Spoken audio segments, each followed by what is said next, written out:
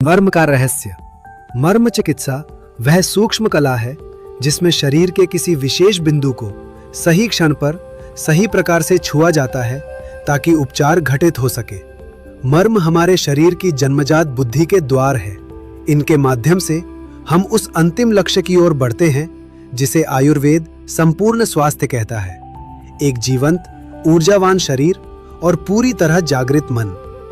मर्मों और आध्यात्मिकता का संबंध।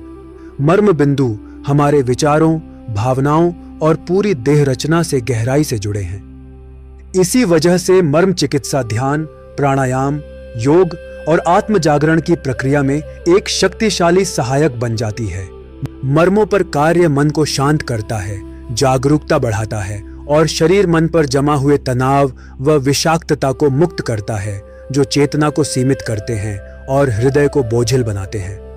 स्पर्श केवल शरीर तक सीमित नहीं है, यह विचारों, भावनाओं और अनुभूतियों के सबसे गहरे तल तक पहुंच सकता है।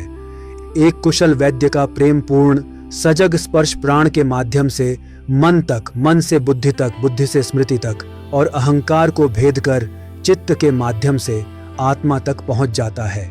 ऐसा स्पर्श शरीर की न्यूरोकेमिस्ट्री तक को बदल देता है, क्योंकि मानव शरीर स्वयं एक रासायनिक प्रयोगशाला है। मर्मों पर किया गया स्पर्श हमारी आंतरिक हीलिंग प्रक्रिया के नए द्वार खोल देता है।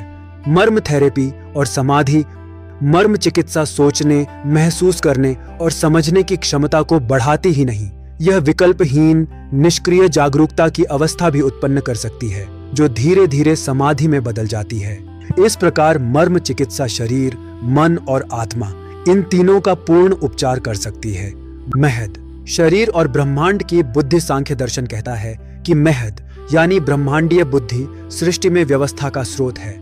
यह आकाश गंगाओं की गति में, कोशिकाओं के सूक्ष्म जीन में, पंच महाभूतों की संरचना में, त्रिदोषों की क्रिया में और सभी धातुओं के निर्माण में विद्यमान है।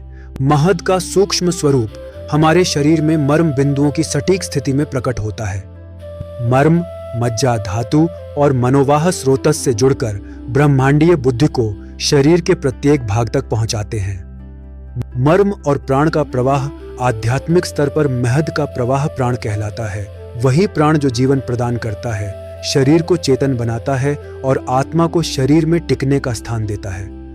मर्म बिंदुओं के माध्यम से चेतना का प्रवाह शरीर और मन के बीच संचार को जीवंत करता है। इसलिए मर्म आध्यात्मिक विकास में अत्यंत महत्वपूर्ण माने गए हैं, क्योंकि वे चक्र प्रणाली से भी जुड़े हैं। व्यष्टि मन और समष्टि मन सांख्य दर्शन मन को दो रूपों में बताता है।